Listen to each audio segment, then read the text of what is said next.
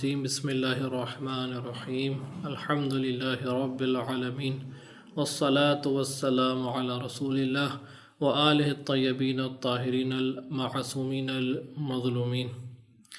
ناظرین بہت شکریہ آج کے دن ہمیں جوائن کرنے کا۔ جیسا کہ آپ آگاہ ہیں کہ ہم اس کتاب کے پہلے مرحلے یعنی ایمان کو اختتام تک پہنچا چکے ہیں، اور اب جو دوسرا مرحلہ ہے وہ توحید کا ہے۔ ایمان کی بحث میں جہاں تک ہم نے جو اہم باتیں جو بیان کیں اور اس سلسلے میں بیان ہوئیں وہ یہ تھیں کہ ایمان جو ہے وہ حقیقی ایمان وہ ہے، اور قرآن کی نگاہ میں وہی ایمان ہے کہ جو آگاہانہ ایمان ہے، عمل کے ساتھ ہے، غور و تفکر کے ساتھ ہے، اور وہ ایمان ہے کہ جو مومن کو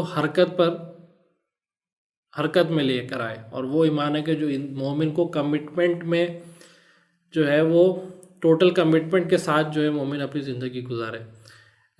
نہ یہ کہ اس کے مقابلے میں وہ ایمان ہے کہ جو ہمارے عامیانہ سوچ ہے، اور وہ یہ کہ بے عملی ایمان یعنی بے عملی ایمان یعنی کچھ حرکت نہ کرنا، بس خدا سے لو لگانا، اور اسی طرح جو ہے خدا سے خام خیالی اور توقع کے ساتھ ساری زندگی گزار دینا۔ حالانکہ قرآن نے جہاں بھی ایمان کا ذکر کیا ہے، قرآن میں اکثر و بیشتر اس کے ساتھ جو ہے وہ عمل صالح یا اسی طرح دوسری تعبیرات کا ذکر جو ہے وہ ہوا ہے کہ جن کو ہم نے آپ کے سامنے پیش کیا۔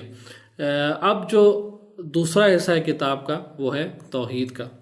توحید جو ہم بحث کریں گے اس کتاب سے، یہاں پر توحید کو جو ہے وہ دو نگاہوں سے جو ہے وہ بیان کیا گیا ہے۔ ایک وہ توحید ہے کہ جو تھیوریٹیکل توحید ہے، جس کو ہم اردو میں توحید نظری توحید کہہ سکتے ہیں، توحید کا نظریہ، یعنی جہان بینی توحید، جس کو توحید جب انسان جہان کو دیکھتا ہے اور اس کائنات کو دیکھتا ہے، وہ جو کچھ اخذ کرتا ہے اس اپنے رابطے سے، جہان کے اور اپنے رابطے سے، اور اس جہان کے مخلوقات کے آپس میں رابطے سے، اسے کہا جاتا ہے جہان بینی، ورلڈ ویو۔ اور ایک اس کے بعد ایک چیز ہوتی ہے آئیڈیالوجی۔ آئیڈیالوجی کیا ہوتی ہے کہ جس لائن آف ایکشن کے تحت جو ورلڈ ویو ہوتا ہے وہ جہان بینی ہوتی ہے، جو انسان کا نظریہ ہوتا ہے اس عالم خلقت سے، اس کے تحت انسان پھر اپنی آئیڈیالوجی بناتا ہے۔ آئیڈیالوجی کیا؟ زندگی گزارنے کا طرز اصول، پریکٹیکل آئیڈیالوجی یعنی کیا؟ زندگی گزارنے کا لائن آف ایکشن، زندگی گزارنے کا طرز اصول، طرز زندگی۔ یہ توحید جو ہے یہاں پر دو طرح سے جو ہے وہ یہاں پر توحید کو زاویوں کو بحث کیا جائے گا۔ توحید بعنوان ایک جو ہے وہ نظریہ توحید، اور توحید بعنوان پریکٹیکل آئیڈیالوجی، یعنی توحید نظری اور توحید عملی۔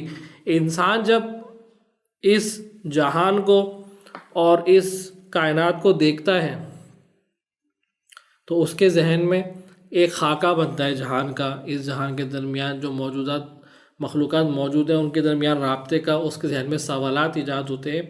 اسلام ان سوالات کا جو جواب دیتا ہے وہ ہے اسلام کی نظر میں اسلامی جہان بینی، یا اسلامک ورلڈ ویو، یا اسلامک نظریہ توحید۔ اسے آپ کہہ سکتے ہیں اسلامی نظریہ توحید۔ اور یہ جو اسلامی نظریہ توحید ہے یہ کون سے مرحلے میں ہے؟ جہان بینی کے مرحلے میں، ورلڈ ویو کے مرحلے میں۔ اس کے بعد کا جو مرحلہ آتا ہے وہ پریکٹیکل آئیڈیالوجی میں آتا ہے کہ ہاں جب ہم نے اس جہان کو پڑھ لیا، جہان کو سمجھ لیا، جہان کے موجودات کے درمیان، مخلوقات کے درمیان رابطے کو ہم نے درک کر لیا، تو اس کے بعد اب مرحلہ آتا ہے کہ صحیح اب ہم نے یہ چیز دیکھ لی ہے، تو اب ہم جو ہے وہ توحیدی زندگی یا توحید طرز عمل کیسے اپنائیں، عمل میں توحید کو کیسے جو ہے لے کر آئیں، پریکٹیکل آئیڈیالوجی کے طور سے ہم توحید کو کیسے اپنائیں، اپنا line of action, guide line اپنے لیے کیسے بنائیں۔ تو یہ توحید کو جو توحید کا حصہ ہے اس کتاب میں ان دو پہلوؤں کے پر جو ہے وہ توحید پہ بات کی گئی ہے۔ آج اس درس میں ہم اس پہلے جو پہلو ہے اس پر جو ہے وہ تھوڑی گفتگو کریں گے۔ آج کی آیات کریمہ کی تلاوت کو سنیے اور پھر آپ کی خدمت میں حاضر ہوتے ہیں۔ اللہ لا الہ الا هو الحی القیوم لا تأخذه سنة ولا نوم له ما في السماوات وما في الأرض من ذا الذي يشفع عنده إلا بإذنه يعلم ما بين أيديهم وما خلفهم ولا يحيطون بشيء من علمه إلا بما شاء وسع كرسيه السماوات والأرض ولا يؤوده حفظهما وهو العلي العظيم۔ جی ناظرین، آپ نے آیات کریمہ کی تلاوت کو سنا اور ترجمے پر بھی غور کیا ہوگا۔ بہت ہی مشہور و معروف آیات ہیں، آیت الکرسی کے عنوان سے ہم انہیں جانتے ہیں۔ تو اسلام جو نظریہ توحید بیان کرتا ہے ورلڈ ویو کے مرحلے میں، جہان بینی کے مرحلے میں، نظری مرحلے میں یا نظریے کے عنوان سے، وہ یہ کہ یہ جو جہان خلقت ہے اس میں ساری مخلوقات، ساری موجودات، سارے وجود جو ہیں وہ خدا سے وابستہ ہیں، ایک ایسی ہستی سے وابستہ ہیں کہ جو با کمال ہستی ہے، سارے کمالات کے مالک ہے، بے نیاز ہستی ہے، عظیم قدرت کے مالک ہے، اور یہ سارے موجودات اور مخلوقات جو ہیں وہ اس کے محتاج ہیں، اس کے بندے ہیں اور اس سے وابستہ ہیں۔ یہ جو بات کی جاتی ہے کہ خداوند متعال ایک عظیم ہستی ہے اور بے نیاز ہے اور سارے کمالات کے حامل ہے، اس سے مراد یہ ہے کہ یہ ہستی جو ہے وہ سارے کمالات یعنی نیک کمالات، نیک صفات، خیر، صفات خیر کی حامل ہے۔ کوئی بھی اچھی صفت، کوئی بھی اچھی کوالٹی، کوئی بھی اچھی کریکٹرسٹک جو آپ تصور کر سکتے ہوں وہ اس ہستی کے پاس جو ہے وہ موجود ہے، اور سارے نقائص سے وہ ہستی جو ہے وہ مبرہ ہے، اور ان سے جو ہے وہ الگ ہے، جدا ہے سارے نقائص سے، اور سارے جو ہے وہ نیک کمالات کی جو ہے وہ حامل ہے۔ اسی لیے صاحب اختیار ہے تمام مخلوقات کی، کیونکہ ساری مخلوقات اس سے وابستہ ہیں، اس کے محتاج ہیں، اس لیے وہ ہستی جو ہے وہ ساری موجودات اور مخلوقات کی کیا ہے، صاحب اختیار ہے، ولایت رکھتی ہے، اپنے علاوہ ساری ولایت رکھتی ہے ساری موجودات پہ، سارے مخلوقات پہ۔ جو کچھ اس کائنات میں موجود ہے اس پر اس کا اختیار ہے، اور یہ اختیار یا اس کی ولایت یا اس کی جو ہے وہ سلطنت یا اس کی طرف جو ہے دوسرے مخلوقات کی محتاجیت اس طرح نہیں ہے کہ ماں اور بیٹے کا رشتہ یا ماں اور بچے کا رشتہ ہوتا ہے کہ جب تک پیٹ میں ہے تو بچہ وابستہ ہے، اور جب اس کو پال پوس کے تھوڑا بڑا کر دیے، جب اس کی ولادت ہو گئی تو اسے وہ الگ ہو گیا، اور وہ اب اس کا ماں اور بچے کا صرف ایک جذباتی اور احساساتی رابطہ ہے، لیکن اس کے علاوہ کوئی رابطہ نہیں ہے کہ جب اس کو پیدا کیا تو وہ ماں سے الگ ہو گیا، نہیں، بلکہ یہ رابطہ جو ہے وہ خالق اور مخلوق کا اور خدا اور اس کے مخلوقات کا جو رابطہ ہے وہ اس طرح کا نہیں ہے، بلکہ دائماً ہر شے جو اس کائنات کے اندر، اس کائنات کا ذرہ ذرہ جو ہے وہ خدا کا محتاج ہے، بالکل ایک سائے کی طرح۔ خدا جو ہے وہ جس طرح انسان یا کوئی بھی مخلوقات کا سایہ جو ہوتا ہے وہ اس کا ہمیشہ محتاج ہوتا ہے، اسی طرح یعنی سایہ کا جو وجود ہوتا ہے وہ اس اصلی وجود کا محتاج ہوتا ہے، اسی طرح یہ ساری مخلوقات جو ہے خداوند متعال سے اسی طرح وابستہ ہیں۔ اگر ایک لحظے کے لیے بھی خدا کا فیض یا کرم یا اس کے جو ہے وہ خلقت کی جو ہے وہ وابستگی ایک لحظے کے لیے بھی قطع ہو جائے اور ختم ہو جائے تو ساری مخلوقات جو ہے وہ فنا کی منزل کی طرف چلی جائیں گی۔ یہ والی محتاجیت کا رابطہ ہے، نہ یہ کہ ماں اور بچے والی، کہ ماں نے جب بچے کو جو ہے وہ پیدا کر دیا تو اب ماں مرے یا جیے اس سے بچے کے وجود پر کوئی اثر پڑنے والا نہیں ہے۔ تو یہ والا وابستگی خدا بند متعال کی جو ہے وہ اور کی طرف سے جو ہے مخلوقات کو جو ہے وہ حاصل ہے۔ اسی لیے ہم جب قرآن کی طرف آتے ہیں، جیسے کہ آپ نے آیت کریمہ کی تلاوت سنی، تو اس میں ارشاد ہو رہا ہے کہ اللہ لا الہ الا ہو،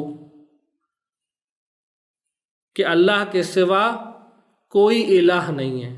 الہ سے کیا مراد ہے؟ الہ سے مراد وہ کہ جس کے سامنے سر تعظیم جھکایا جائے، جس کے سامنے انسان یا کوئی بھی موجودات، کوئی بھی وجود جو ہے تسلیم ہو جائے، کوئی بھی مخلوق جو ہے تسلیم ہو جائے، وہ اس مخلوق کا الہ ہوتا ہے، کہ جس کے سامنے ساری اظہار وابستگی کی جائے، اسے کہتے ہیں الہ۔ یہاں پہ آیت ارشاد فرما رہی ہے اللہ لا الہ الا ہو، اللہ کے سوا کوئی الہ نہیں ہے۔ دوسری طرف کچھ بندے ایسے ہوتے ہیں کہ جن کی وابستگی صرف اپنے نفس سے ہوتی ہے، صرف اپنی خواہشات نفسانی سے ہوتی ہے، تو اب وہ ان کا الہ جو ہے وہ اللہ نہیں ہے، بلکہ ان کا الہ جو ہے اپنا نفس ہے، ان کا الہ جو ہے شیطان ہے۔ اور قرآن جو ہے اسے رد کر رہا ہے، اللہ لا الہ الا ہو، کہ خدا کے علاوہ کسی کو الہ مت بناؤ، کسی کے سامنے سر تعظیم نہ جھکاؤ، کسی کے سامنے اظہار وابستگی نہ کرو، اپنے آپ کو نہ جھکاؤ۔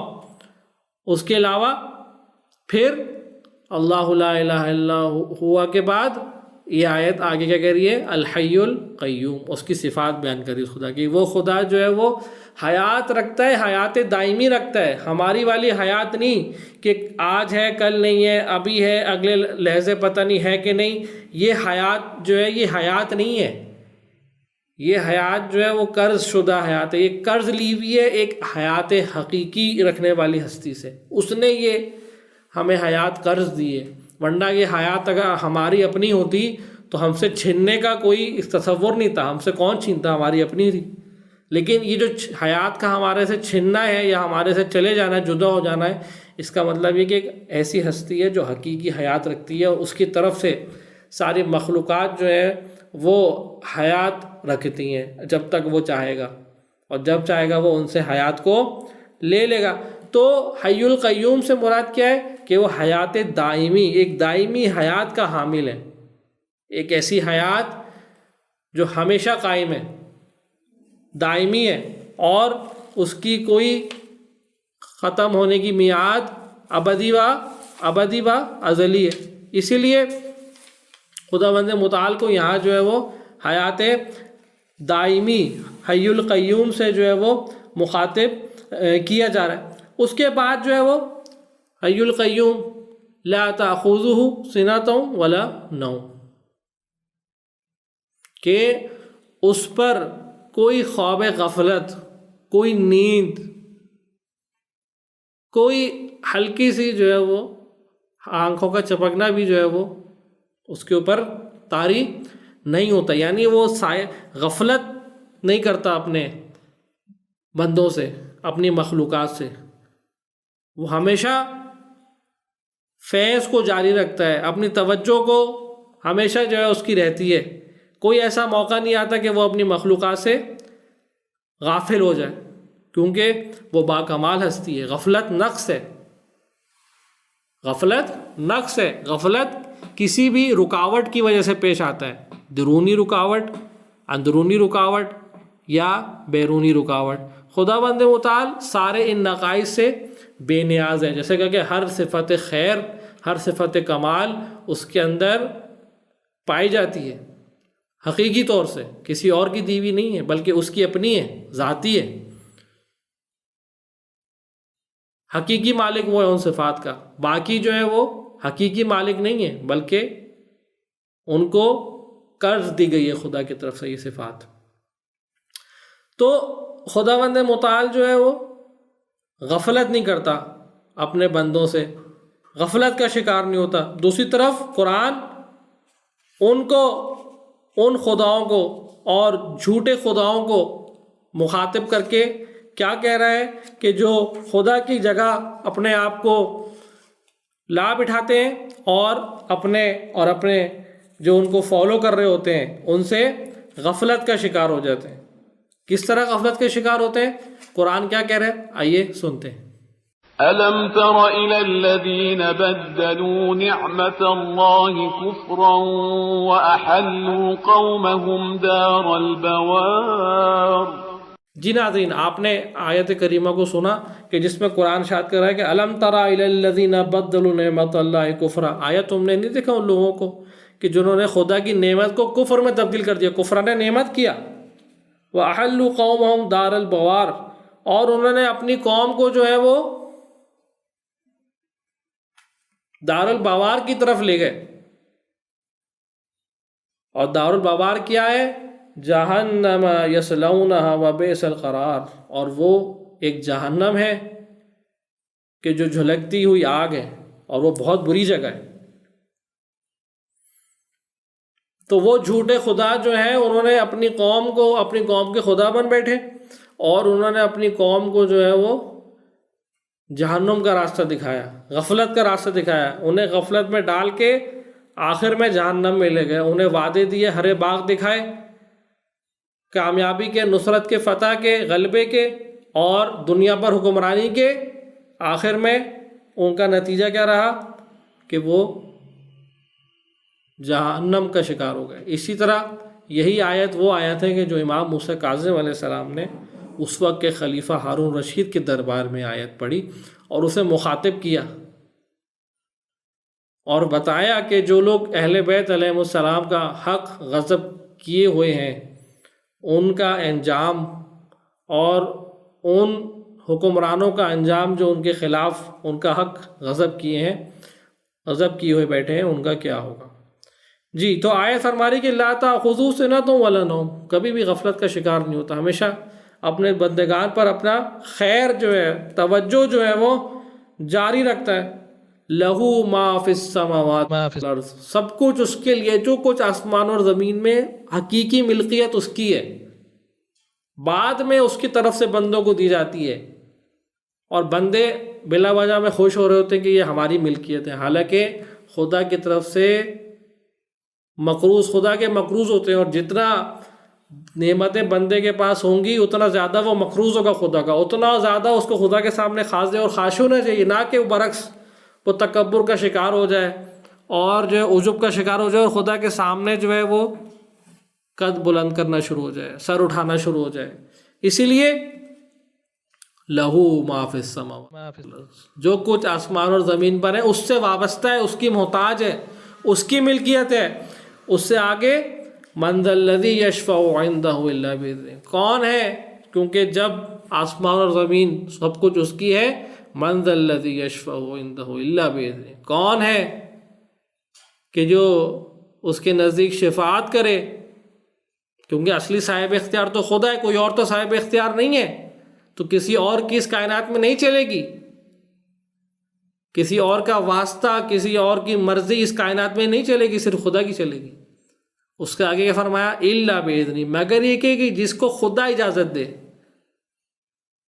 یہ بات سمجھنا بہت آسان سی بات ہے کہ ایک فیکٹری ہے، ایک جگہ ہے، ایک ادارہ ہے، ایک آفس ہے کہ جہاں ایک ہیڈ ہے، اس کی مرضی چلتی ہے، وہی حکمران ہوتا ہے، وہی اسی کا فرمان چلتا ہے، مگر یہ کہ وہ کسی اور کو نمائندہ مقرر کرے یا کسی کو اسپیشل اجازت دے کہ ہاں کل سے اس کی بات بھی جو ہے میری بات ہے، جو یہ بات کہے گا وہ یعنی میں نے کہی اور میرے حکم کی طرح جو ہے اس کی بات کو مانا جائے گا۔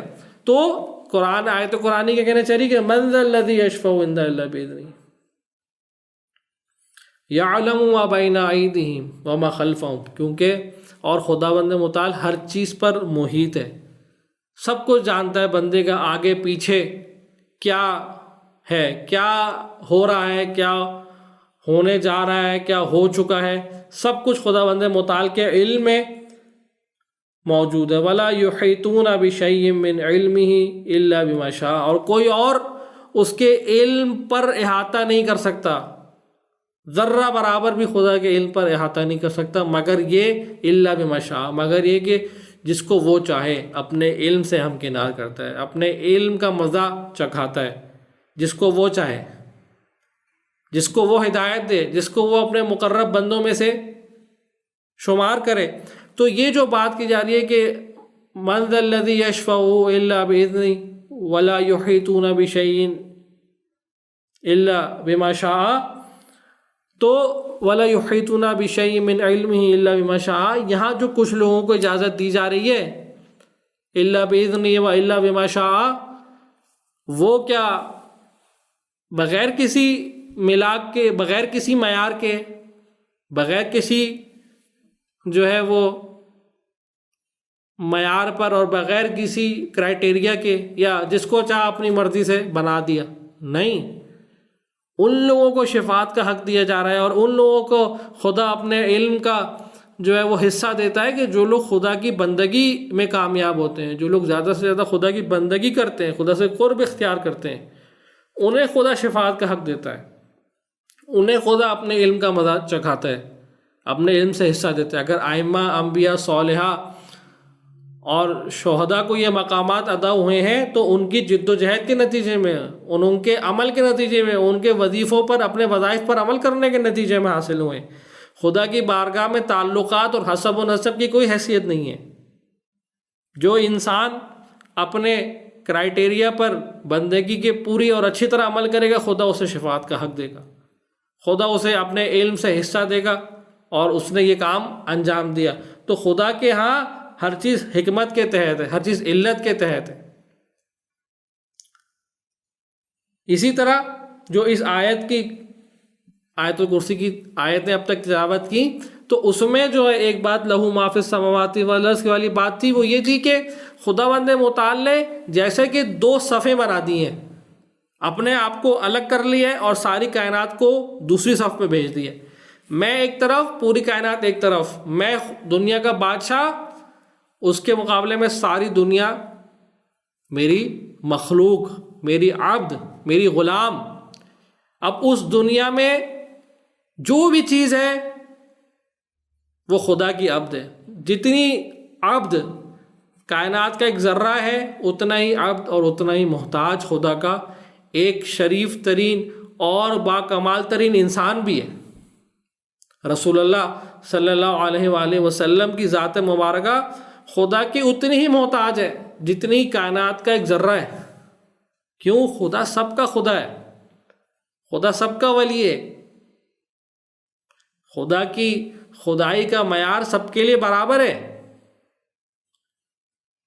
بے عنوان احتیاج کی بات ہو رہی ہے، نہ بے عنوان منزلت۔ یقیناً رسول اللہ کی منزلت اور ائمہ کی منزلت خدا کی بارگاہ میں قابل تصور نہیں ہے۔ مقامات ائمہ، فضائل ائمہ کی ایک بحث الگ ہے، لیکن یہاں بات ہو رہی ہے توحیدی رابطے کی، وجودی رابطے کی، خدا اور مخلوقات کے درمیان۔ وہ سب ایک جیسا ہے۔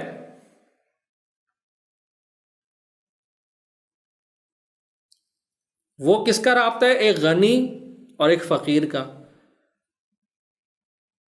ایک غنی ذات کا اور ایک محتاج ذات کا، ایک بے نیاز ذات کا، ایک محتاج ذات کا۔ ایک طرف بے نیاز ذات ہے، دوسری طرف ساری مخلوقات محتاج ہیں، اول تا آخر، بڑی سے لے کے چھوٹی تک۔ یہ یعنی کائنات دو صفوں میں بانٹی ہے، خدا نے دو صفوں میں بٹی ہوئی، ایک طرف بے نیاز، ایک طرف سارے فقیر، ایک طرف باکمال، ایک طرف سارے محدود، ایک طرف لامحدود، ایک طرف سارے محدود۔ جب بھی ہم فرماتے ہیں کہ ہم لوگ کہتے ہیں اشہد ان، ہمارا عقیدہ اشہد ان محمدً عبدہ، پہلے عبد ہیں، پہلے غلام ہیں، پہلے بندے ہیں خدا کے، و رسول، اور پھر رسول ہیں۔ اس کے آگے آیت الکرسی کیا کہہ رہی ہے؟ وسع کرسیہ السماوات والارض، اور اس کی حکومت جو ہے وہ سارے آسمانوں اور زمین پر پھیلی ہوئی ہے۔ وَهُوَ الْعَلِيُّ الْعَظِيمُ، اور وہ ہے جو سب سے بلند و بالا ہے۔ تو بات یہ کہ اس آیت الکرسی سے جو ہم سمجھیں اور ایک عام انسان سمجھتا ہے، وہ یہ کہ ساری کائنات جو ہے وہ خدا کے اختیار میں، اور خدا نے جو ہے وہ ساری کائنات کو اپنا بندہ بنایا ہے، اپنا محتاج بنایا ہے، اور خدا کی آنکھوں کے سامنے سب برابر ہیں۔ خدا کے خدائی کے معیار پر، خدا کے سامنے جو محتاجیت ہے مخلوقات کی، اس میں سب برابر ہیں، بڑے سے بڑی ہستی اور چھوٹے سے چھوٹا کائنات کا ذرہ۔ اب یہاں سے جو بات ہو رہی ہے وہ یہ اخذ کی جاتی ہے کہ اس کائنات کے اندر جو بڑے بڑے طاغوت اٹھ کھڑے ہوتے ہیں، بڑی بڑی حکومتیں اٹھ کھڑی ہوتی ہیں اور اپنے کوئی دعوے کرتی ہیں اور خدائی کے دعوے کرتی ہیں، خدائی کے دعوے نہ بھی کریں تو اپنے آپ کو سب سے بلند و بالا سمجھتی ہیں اور سمجھتی ہیں ہم اچھوت ہیں، ہمارا کوئی الگ لیول ہے، خدا نے ہمیں کوئی الگ لیول بنایا ہے، ہم کوئی تیسری قسم کی مخلوق ہیں یا دوسری قسم کی مخلوق ہیں، ہم لوگ عام لوگوں سے برتر ہیں۔ تو اس کا قرآن نے رد کر دیا۔ توحید اس چیز کو رد کر دیتی ہے۔ توحید کہتی ہے خدا سب پر برابر کا حکم رکھتا ہے، سب پر برابر کی جو ہے اس کی سلطنت ہے، سب پر برابر کا جو ہے وہ اس نے اپنا سب کو برابر کا محتاج بنایا ہے، کسی کو برتری حاصل نہیں ہے خدا کی بارگاہ میں احتیاج کے لحاظ سے، تقویٰ کے لحاظ سے اور فضائل کے لحاظ سے یقیناً بعض ہستیاں خدا سے نزدیک ہیں، لیکن احتیاج کے لحاظ سے سب برابر ہیں۔ اسی لیے یہ جو مختلف جو ہے وہ حکومتیں اور طاغوت اور جو مختلف جو لوگ خدائی کا دعویٰ کر بیٹھتے ہیں اور آج کل بھی جدید دنیا میں کر رہے ہیں، ہو سکتا ہے وہ نہ کہہ رہے ہوں کہ ہم لوگ خدا ہیں، لیکن ان کے اعمال اور رفتار بتا رہے ہیں وہ خدا کے مقابلے میں کھڑا ہونا چاہ رہے ہیں، اپنی خدائیت کا دعویٰ کرنا چاہ رہے ہیں۔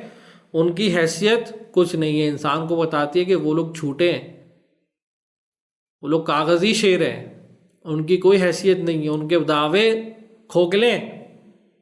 کائنات کا رب اور خدا صرف ایک ہے کہ جس کے سامنے ساری مخلوقات محتاج ہیں، اور وہ جو دعویٰ کر رہی ہیں وہ بھی اتنی ہی محتاج ہے کہ جتنے وہ محتاج ہیں کہ جن کے مقابلے میں دعویٰ کیا جا رہا ہے۔ اس لیے جو شخص توحیدی نظریہ رکھے گا وہ کسی کے باتوں میں نہیں آئے گا، کسی کے گھمنڈ کے سامنے اپنا سر تعظیم نہیں جھکائے گا، کسی کے تکبر کے سامنے اپنے آپ کو تسلیم نہیں کرے گا، خاضع اور خاشع نہیں ہوگا سوائے خدا کسی اور کے سامنے۔ اسی لیے خداوند متعال جو ہے سب کا رب ہے۔ یہاں پر کائنات میں مختلف ادیان نے جو انحراف کا شکار ہو گئے وہ اسی لیے انحراف کا شکار ہوئے، انہوں نے اس 2 صف والے کائنات کو 3 صفوں میں تبدیل کر دیا، خدا کے بندوں کو ابن خدا بنا لیا، خدا کے بندوں کو خدا اور اپنے درمیان ایک بیچ کی مرتبہ دے دیا، خدا نہیں بنایا ہے لیکن خدا کی طرح کا بنا لیا۔ یہودیوں نے عزیز کو خدا کا عزیز ابن اللہ بنا لیا، خدا کا بیٹا بنا لیا۔ مسیحیوں نے عیسیٰ کو ابن اللہ بنا لیا، خدا کا بیٹا بنا لیا۔ تو کائنات کو 2 صف جو خدا نے بانٹا تھا، توحید کائنات کو 2 صف میں 2 قسموں میں بانٹ دیتا ہے، خدا ایک غیر خدا، خدا اور غیر خدا۔ انہوں نے خدا اور غیر خدا کے درمیان ایک چیز بنا لی اور وہ اس کو خدا کا بیٹا بنا بیٹھے۔ یقیناً نبی اور رسول جو خدا نے بھیجے خدا کے مقرب بندے تھے، باکمال بندے تھے، صاحب معجزہ، صاحب کمالات بندے تھے، لیکن اس سے قطعاً یہ منظور نہیں ہے کہ وہ خدا سے کوئی خاص تعلق رکھتے ہیں، خدا کے کوئی خاص چہیتے ہیں، بلکہ خدا نے جو انہیں کمالات دیے وہ ان کی عبودیت کا نتیجہ تھا، ان کی جد و جہد کا نتیجہ تھا، زیادہ عبدیت کا اظہار کرنے کا نتیجہ تھا۔ لیکن برعکس دوسرے ادیان والوں نے اس کو دوسری نگاہ سے دیکھنا شروع کر دیا اور انہوں نے خدا کا بیٹا بنا دیا کہ قرآن نے اسے اس طرح نقل کیا۔ آئیے آیت کی تلاوت سنتے ہیں اور پھر آپ کی خدمت میں حاضر ہوتے ہیں۔ وَقَالُوا اتَّخَذَ الرَّحْمَنُ وَلَدًا۔ جی ناظرین، آپ نے آیت کو سنی، سورہ مریم میں قرآن ارشاد فرما رہا ہے کہ وَقَالُوا اتَّخَذَ الرَّحْمَنُ وَلَدًا، اور وہ لوگ کہتے ہیں کہ خدا نے اپنا بیٹا چن لیا ہے، اپنا بیٹا بھیج دیا ہے۔ یہودی ایک طرح سے، مسیح ایک طرح سے۔ تو اس کے آگے قرآن کیا کہتے ہیں؟ وَلَقَدْ جِئْتُمْ شَيْئًا إِدًّا، کہ تم بہت بڑی بات کر رہے ہو، تم بہت سنگین بات کر رہے ہو، تم بہت مشکل بات کر رہے ہو، خدا کی بارگاہ میں بہت بڑی بات کی تم نے۔ لَقَدْ جِئْتُمْ شَيْئًا إِدًّا، تم بہت عجیب و غریب بڑی سنگین بات، بھاری بات کر رہے ہو۔ تَكَادُ السَّمَاوَاتُ يَتَفَطَّرْنَ مِنْهُ وَتَنشَقُّ الْأَرْضُ وتخر الجبال حدا، اور یہ اتنی عظیم بات تم کر رہے ہو، اتنی بڑی بات، سنگین بات تم کر رہے ہو کہ نزدیک ہے کہ آسمان جو ہے تمہاری اس باتوں سے پھٹ جائیں، اور زمین جو ہے وہ ٹکڑے ٹکڑے ہو جائے، اور پہاڑ جو ہیں وہ ریزہ ریزہ ہو جائیں۔ خدا سے شرک کرنا، خدا کے سامنے شرک کرنا بہت عظیم گناہ ہے۔ اس لیے نہیں کہ خدا کو برا لگتا ہے، خدا بے نیاز ہے۔ خود نظام کائنات کے اندر یہ سوچنا پورے نظام کائنات کو تعطل کا شکار کرنے کے برابر ہے، خود انسان کی تباہی کا باعث ہے۔ اگر خدا انسان کسی اور کو اپنا الہ بنا لے، کسی اور کی بندگی اختیار کر لے، تو یہ نظام کائنات تعطیل ہو جائے گا۔ وہ شخص غیر خدا اگر خدائی کی منزل پر فائز ہو جائے، اپنے آپ کو خام خیالی میں خدا بنا بیٹھے، تو کائنات کا نظام تباہ برباد ہو جائے گا، جیسے کہ آج ہو رہا ہے۔ استکبار، استعمار کس طرح خدا کی قدرت کے ساتھ کھیل رہے ہیں اس دنیا میں، اور ان کو حقارت دیکھنی پڑ رہی ہے، نتائج کا سامنا کرنا پڑ رہا ہے۔ اتنے سے وائرس نے پوری دنیا کے نظام کو تعطیل کر دیا، بڑی بڑی حکومتوں کو زمین پر ٹکا دیا، ان کے تکبر کو، غرور کی ناک کو زمین پر رگڑ دیا۔ کیوں؟ خدا کے سامنے آ رہے تھے،